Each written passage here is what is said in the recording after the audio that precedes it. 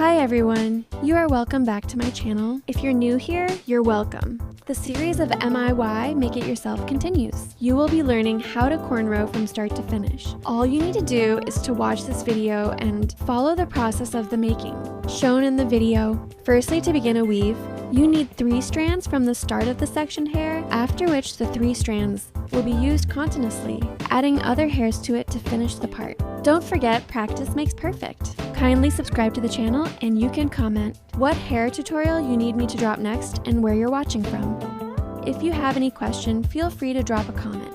Thank you for watching.